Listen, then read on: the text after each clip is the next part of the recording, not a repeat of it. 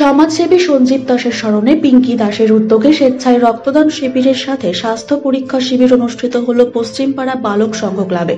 প্রসঙ্গত, এবারের লোকসভা ভোটের আগেই বাগুইআটির অর্জুনপুর পশ্চিমপাড়ায় খুন হন সমাজকর্মী সঞ্জীব দাস ওরফে পটলা। সারা বছর নানান সমাজসেবামূলক কাজে যুক্ত থাকতেন সঞ্জীব দাস এবং তার স্ত্রী তথা রাজারহাট গোপালপুর বিধানসভার অন্তর্গত মহিলা তৃণমূল কংগ্রেসের সহসভাপতি পিঙ্কি দাস। মানুষের বিপদে আপদে এভাবেই তারা হাজির হতেন। তবে হঠাৎই সঞ্জীব দাসের প্রাণ চলে যাওয়ায় এখনো শোকাহত সঞ্জীবের পরিবার পরিজনদের, পাশাপাশি রাজনৈতিক ব্যক্তিরাও। তবে স্বামীর অসম্পূর্ণ প্রতিটি স্বপ্নকে বাস্তবায়িত করতে চান পিঙ্কি দাস, আর তাই শুক্রবার অর্থাৎ 5ই জুলাই স্বেচ্ছায় রক্তদান শিবিরের সাথে স্বাস্থ্য পরীক্ষা শিবিরের আয়োজন করেন তিনি। ঠিক বিকেল 4টে নাগাদ পশ্চিমপাড়া বালক সংঘ ক্লাবে অনুষ্ঠান শুরু হয়।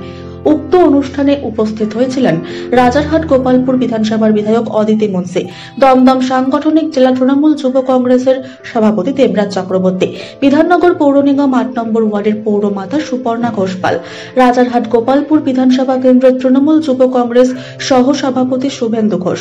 এই অনুষ্ঠানের মূল উদ্যোক্তা তথা রাজারহাট গোপালপুর বিধানসভার অন্তর্গত মহিলা তৃণমূল কংগ্রেসের সহসভাপতি পিঙ্কি দাস সহ অন্যান্য বিশিষ্টজনেরা। জানা গিয়েছে, এদিনের এই রক্তদান শিবিরে প্রায় 100 জন মানুষ রক্তদান করেন এবং স্বাস্থ্য পরীক্ষা করান প্রায় 70 জন মানুষ। প্রসঙ্গত, এই এলাকায় অনেক দরিদ্র মানুষ বাস করে, তাই সঞ্জীব দাস দেবরাজ চক্রবর্তীর কাছে আবেদন করেছিলেন যে কোনো অনুষ্ঠানের জন্য একটি কমিউনিটি হল করে তোলার। এদিনের এই অনুষ্ঠানের মাধ্যমে সঞ্জীবের এই স্বপ্ন খুব শীঘ্রই পূরণ হবে বলে জানান এদিন দেবরাজ চক্রবর্তী। রাজারহাট গোপালপুর থেকে প্রীতি সিংহ রায়ের রিপোর্ট, বেঙ্গল টিভি 24x7।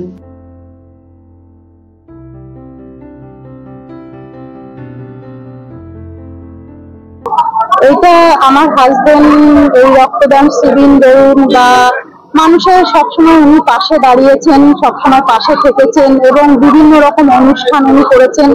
যেমন এখানে বছরে বছরে কালী পুজো, শীতলা পুজো আমাদের এই বালক সংঘ ক্লাবের মাঠে হয়ে থাকে বছরে বছরে, এবং সবসময় মানুষের বিপদ আপদে পাশে থাকা, মানুষকে পরিষেবা দেওয়া, আমি আর আমার হাজবেন্ড মিলে এগুলো আমরা দীর্ঘদিন করে থাকি, মানুষের পাশে দাঁড়িয়ে থাকি এবং এই রক্তদান শিবিরও উনি করে থাকেন।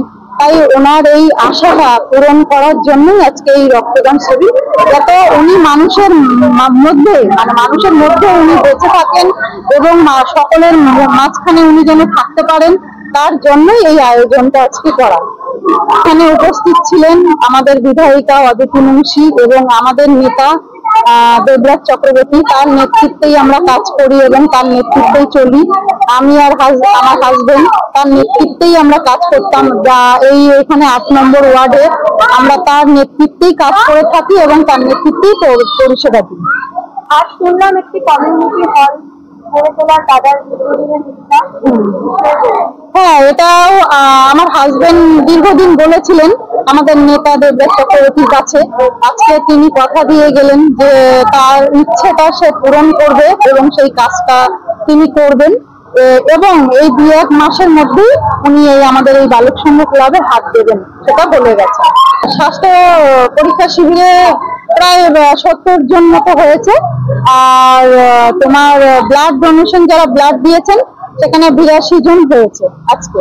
কিন্তু আমি 50 জনের আয়োজন করেছিলাম, 50 জন, কিন্তু আমি ভাবতে পারিনি যে 82 জন হয়ে যাবে।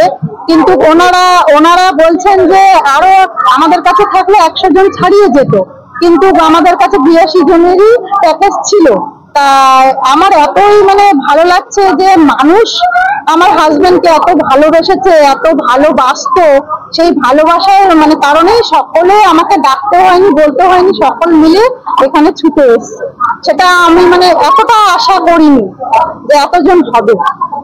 দাদার ইচ্ছাগুলো সাধারণ মানুষ পূরণ করে। হ্যাঁ, আমি দেখতে পাচ্ছি যে আমি যেমন আমার হাজবেন্ডের পাশে আছি, সেরকম সাধারণ মানুষও আমার হাজবেন্ডের পাশে আছে এবং আগামী দিনে থাকবে।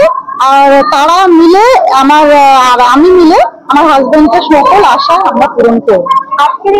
এলাকাবাসীকে বার্তা দেব যে আমি যেমন ওনাদের পাশে সারা জীবন ছিলাম এবং আছি, আগামী দিনও থাকবো। আমি আর আমার হাজবেন্ড মিলে যেভাবে আমরা পরিষেবা দিতাম, আজকে 2015 সাল থেকে আমরা দেবরাজ চক্রবর্তীর সঙ্গে আছি এবং তার নেতৃত্বেই কাজ করছি এবং দীর্ঘদিন তার নেতৃত্বেই আমরা এই 8 নম্বর ওয়ার্ডে পরিষেবা দিয়ে এসেছি সকল বাসীদের। তো তাদের বার্তা আমি দিতে চাই একটাই, যে তাদের হয়ে আমি সারা জীবন তাদের পাশে থাকবো, তাদের সুযোগ সুবিধা অসুবিধায় আমি তাদের পাশে আছি এবং ছিলাম, আছি, থাকবো। তোমার নাম? আমার নাম পিঙ্কি দাস।